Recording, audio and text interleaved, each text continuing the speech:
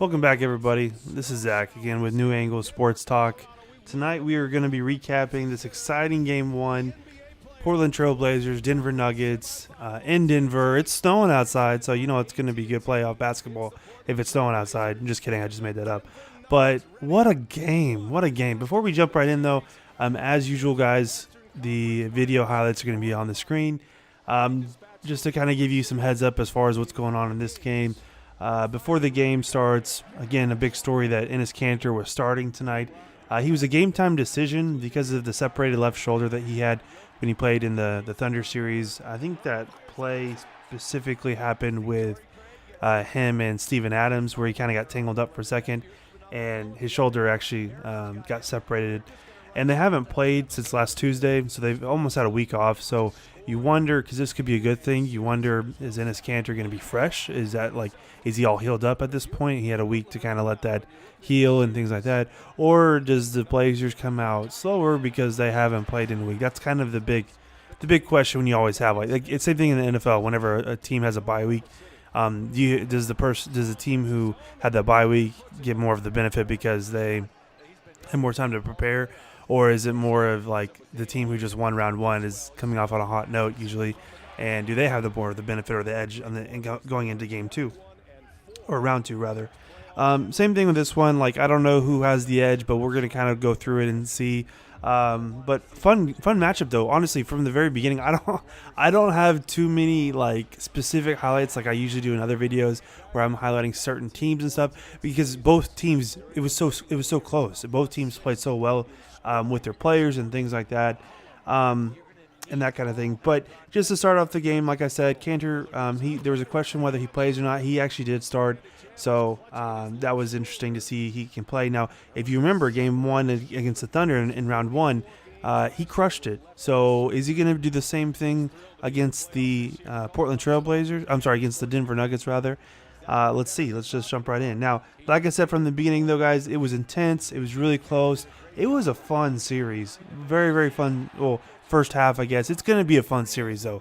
Honestly, I think that whoever the Portland Trailblazers play, it's going to be an awesome series no matter what. Now, like with the Nuggets and the Spurs last series, in the last round, it's kind of sometimes ugly basketball. Honestly, I'll just be honest with you. It's kind of ugly basketball at times. Each team was a little bit inconsistent, but I feel like Portland is going to bring the best out of Denver, and Denver is going to bring the best out of Portland because of not only their roster construction, because a lot of the players on each of the teams have played for the other team, whether in trades or things like that, free agency or whatever. A lot of them have played with the other team before, but also it's just because they're pretty similar. Like they have two really good players, and then a really good supporting cast around those two players, like Jokic and Jamal Murray with Denver, and then Portland. You obviously have Damian Lillard and C.J. McCollum. So you have two really good players, and you have just fantastic surrounding players around them as well. But like I said, guys, this series I think it's going to be the best one. It's going to be the bulk of the scoring is going to come down to, the two big players on each of the teams, like I just highlighted there. But the team that wins this series is going to be the team who has the more consistent role players, who has the better bench, who has more of a supporting cast around them. Which supporting cast outshines the other is essentially what it's going to come down to. And that's exactly what happened, especially in this game, but primarily in the first half, essentially. So Paul Millsap, he was probably the player of the game in the first half. He kind of trailed off just a little bit in the second half, but the first half he crushed it. He shot 6 of 8 shooting, went 5 for 5 on free throws. He had a fantastic game, but I think the reason why he had such a fantastic game was because of the matchups he had. Aminu, Harkless, they're just not big enough. Zach Collins is pretty good as well too, but like, who's gonna, if you're gonna focus on Millsap, who's gonna guard Jokic? And Jokic is even more dangerous than Paul Millsap is. So Paul Millsap was really able to take care of, kind of get the better matchup, because you're going to put your best defender or whoever you have on Jokic. And remember, you don't have Nurkic anymore because of that leg injury. So it's going to be interesting to see if Paul Millsap can continue this. But by the end of the first half, he had 17 points. Jokic had 14.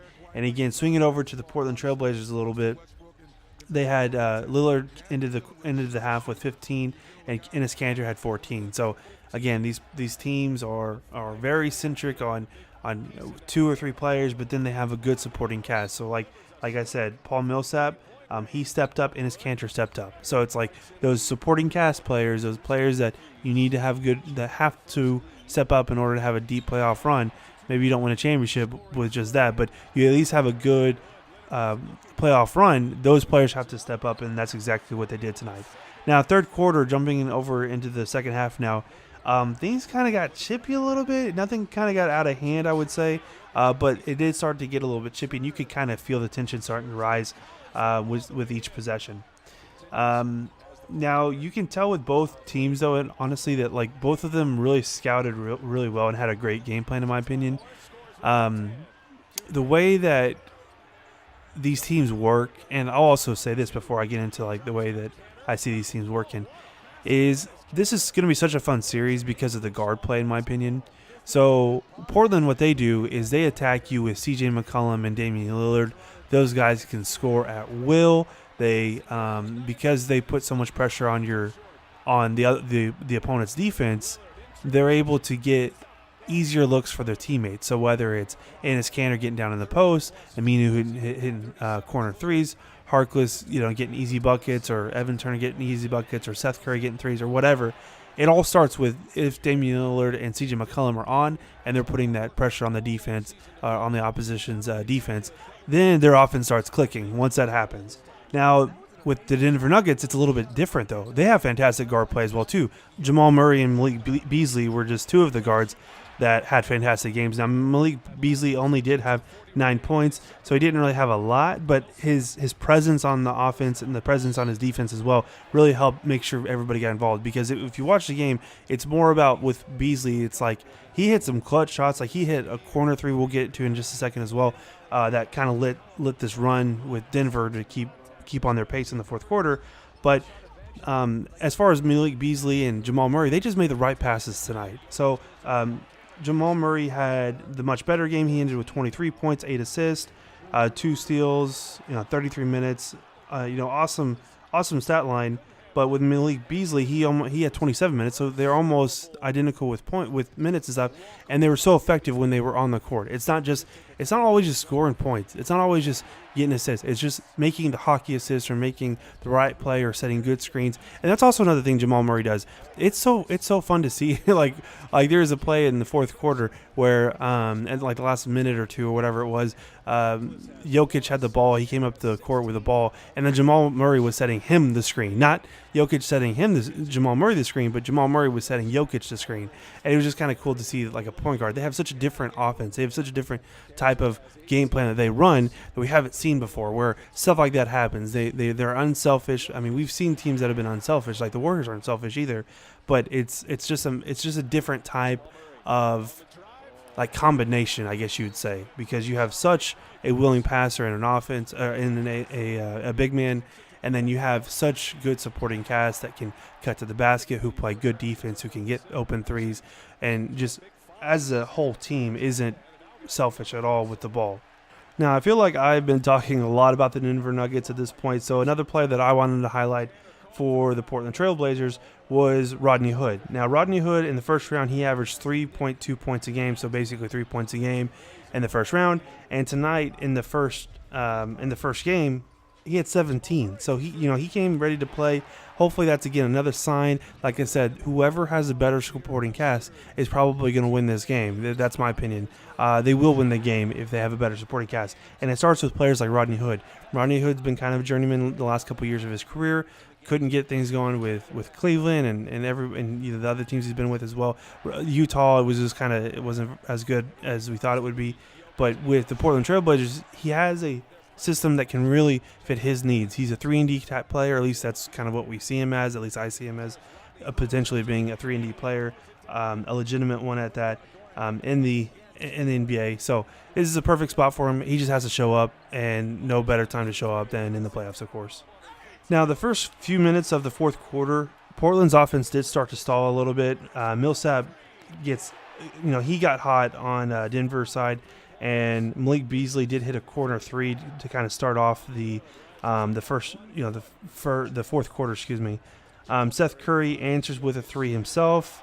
Dame gets 2 clean layups and goes on a 7-0 run. That's what Portland did. and then right after that, Denver has to call timeout. So basically, throughout this game, it was kind of neck and neck the entire time. Majority of the second half, though, Portland was down. Portland goes on this run, 7-0 run, and they hit, it looked like their whole offense was stalling, but that's the thing with the Portland Trailblazers, and I highlighted this in the Thunder one as well too. The Thunder, what they did is they went on these runs, like especially in the second quarter, for example, but they went on runs that took them 5 to 7 minutes, which isn't a bad thing at all. But the thing is, when you're down in the fourth quarter, sometimes you don't have 5, 6, 7 minutes to do that. Sometimes you need somebody like the Portland Trailblazers who get hot within sometimes seconds, but more like within a minute or two, but sometimes even seconds. Denver had to call timeout, and that kind of got them back in the game essentially from that point. Now Mason Plumlee did have a great game. I'm going to highlight a few more players here. He had 5 total steals, so he was really active. Usually with him, you're thinking blocks and rebounds, but tonight he was pretty active in the passing lanes. Again, that comes back down to game planning and things like that. Mo Harkless had his 5th foul with 5:32 left in the fourth quarter. He would foul out, by the way, just so you know that, because I feel like I keep highlighting who's in what foul trouble at what time, but then the teams don't get them in foul trouble. But he does actually get fouled out at 3:20 left in the fourth quarter. I thought it was real light contact. I think it was kind of a petty foul, but oh well, he was out anyways, and honestly wasn't having that great of a game anyways, because like I said, Paul Millsap had a great game, and he couldn't really control him that much. Jokic, he did really good as well too. He had 12 free throws, which I thought was kind of interesting because a lot of the fouls that Harkless had were on Jokic, and Jokic just seemed like, to me, he was like at the free throw line a lot tonight. But now jumping into the last couple of possessions for this game, I feel like I could tell kind of what the defensive strategy was for Denver. So Lillard had several easy layups at the last couple of minutes of the game. But what happened was they were giving up these layups to Damian Lillard, but Denver was doing such a good job as far as answering those points that they just gave up, it wasn't really a big deal. So you'd rather have him, make a few layups, and you make a few layups yourself, or make a few mid-range shots or whatever, and then instead of him shooting threes and getting hot from 3, because once he gets hot from 3, it's hard to stop him. But Lillard did hit a big 3 with 2:20 left. It was really clutch, really good. Again, kind of getting them into their offense again and kind of making this one last push. But then at that point, once he does make that first 3, I think the Denver Nuggets did a good job as far as realizing that. And at that point, they started slowing down the time. They started milking the clock a little bit as well, too. From there, Damian Lillard gets the ball again. He tries to shoot a 3. Will Barton blocks him. And essentially, that's kind of the last straw almost. But, possession later or 2 possessions later, whatever it was, Seth Curry gets fouled on a 3-point shot by Jamal Murray. Misses 2 of the 3 free throws, and then that was pretty much it. So, as a whole, it was a fantastic game, one for this series. This one's going to be highly contested. These teams are going to be going at each other. I don't think this is going to be like over in 4 or 5 games by any means. I think it goes the full 7 in my opinion. Could go 6, honestly, but again, it just depends on who does what in this series and whose bench can kind of step up. But final scores: Portland 113, Denver 121. Denver takes the lead. Like I said, as always, guys, remember to like, comment, subscribe, and we'll see you in the next one. Thanks.